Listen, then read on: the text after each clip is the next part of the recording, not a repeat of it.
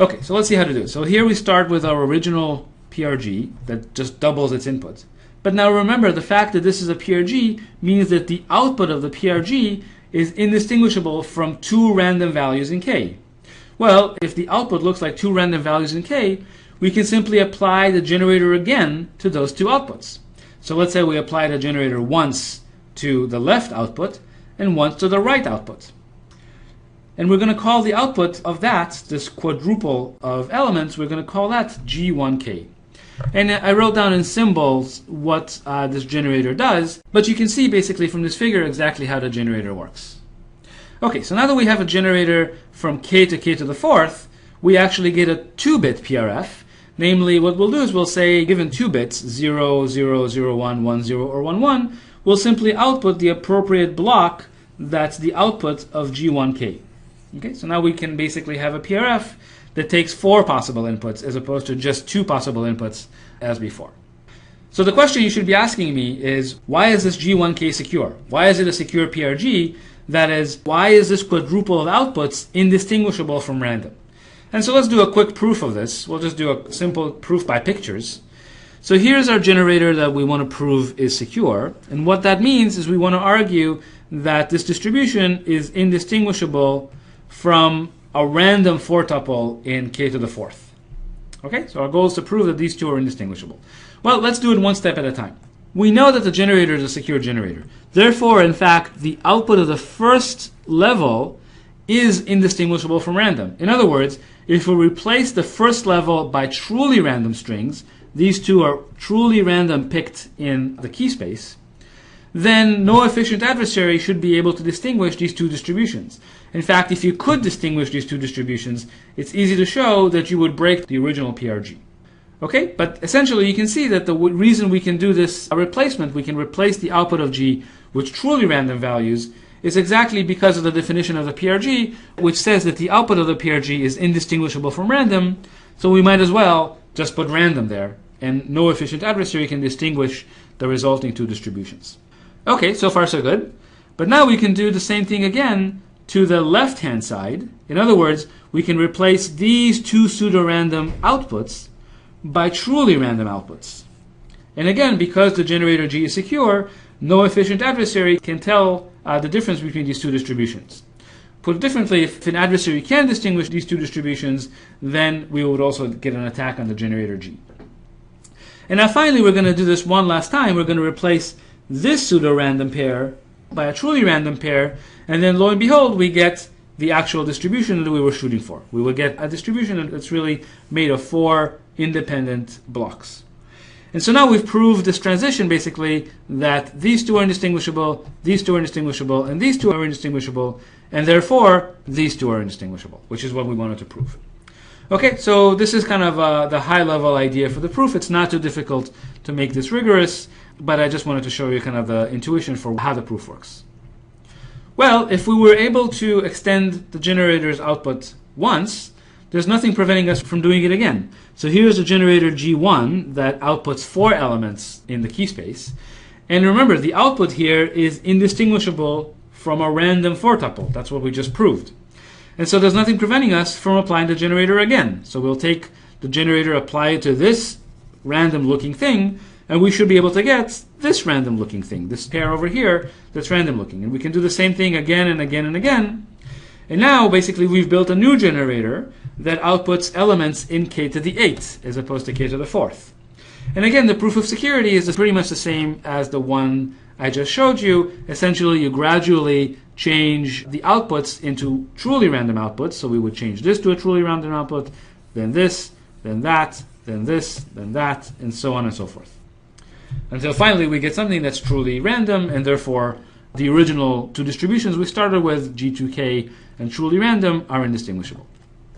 Okay, so far so good. So now we have a generator that outputs elements in K to the 8th. Now if we do that, basically we get a 3-bit PRF. In other words, at 0, 0, 0, this PRF would output this block, and so on and so forth, until 1, 1, 1, it would output this block. Now the interesting thing is that in fact this PRF is easy to compute. So for example, suppose we wanted to compute the PRF at the point 1, 0, 1. Okay, it's a 3-bit PRF. So 1, 0, 1. How would we do that? Well, basically we would start from the original key K, and now we would apply the generator G, but we would only pay attention to the right output of G, because the first bit is 1. And then we will apply the generator again, but we would only pay attention to the left output of the generator, because the second bit is 0. And then we would apply the generator again and only pay attention to the right outputs, because the third bit is 1, and that would be the final output. Right? So you can see that that led us to 1, 0, 1, and in fact, because the entire generator is pseudorandom, we know in particular that this output here is pseudorandom. Okay, so this gives us a 3-bit PRF. Well, if it worked 3 times, there's no reason why it can't work n times. And so if we apply this transformation again and again, we arrive at what's called the GGM PRF. GGM stands for Goldreich, Goldwasser, and Micali. These are the inventors of this PRF. And the way it works is as follows. So we start off with a generator that just doubles its output. And now we're able to build a PRF that acts on a large domain, namely a domain of size 0, 1 to the n, where n could be as big as 128 or even more. So let's see. Suppose we're given an input in 0, 1 to the n. Let me show you how to evaluate the PRF. Well, by now you should actually have a good idea for how to do it. Essentially, we start from the original key, and then we apply the generator, and we take either the left or the right side, depending on the bit x0. And then we arrive at the next key, k1. And then we apply the generator again, and we take the left or the right side, depending on x1, and we arrive at the next key. And then we do this again and again, until finally we arrive at the output. So we've processed all n bits, and we arrive at the output of this function. And basically, we can prove security, again, pretty much along the same lines as we did before, and we can show that if G is a secure PRG, then in fact we get a secure PRF on 0, 1 to the n, on a very large domain. So that's fantastic. So now we have, essentially, we have a PRF that's provably secure, assuming the underlying generator is secure, and a generator is supposedly much easier to build than an actual PRF. And in fact, it works on blocks that could be very large, in particular 0, 1 to the 128, which is what we needed. So you might ask, well, why is this thing not being used in practice? And the reason is that it's actually fairly slow. So imagine we plug in as a generator, imagine we plug in the salsa generator. So now to evaluate this PRF at 128-bit inputs, we would basically have to run the salsa generator 128 times, 1 time per bit of the input. But then we would get a PRF that's 128 times slower than the original salsa, and that's much, much, much slower than AES. AES is a heuristic PRF, but nevertheless it's much faster than what we just got here. And so even though this is a very elegant construction, it's not used in practice to build pseudorandom functions, although in a week we will be using this type of construction to build a message integrity mechanism. So the last step is basically, now that we have built a PRF, the question is whether we can actually build a block cipher. In other words, can we actually build a secure PRP from a secure PRG? Everything we've done so far is not reversible. Again, if you look at this construction here, we can't decrypt. Basically, given the final output, it's not possible to go back, or at least we don't know how to go back to the original input. So now the question of interest is, can we actually solve the problem we wanted to solve initially? Namely, can we actually build a block cipher from a secure PRG? So I'll let you think about this for a second and mark the answer. So of course, I hope everybody said the answer is yes, and you already have all the ingredients to do it. In particular, you already know how to build a PRF from a pseudorandom generator.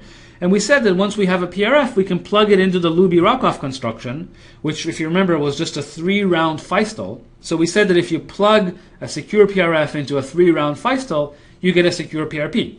So combining these two together basically gives us a secure PRP from pseudorandom generator. And this is provably secure as long as the underlying generator is secure.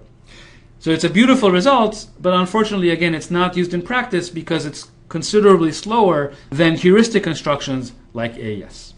Okay, so this completes our module on constructing pseudorandom permutations and pseudorandom functions. And then in the next module, we're going to talk about how to use these things to do proper encryption.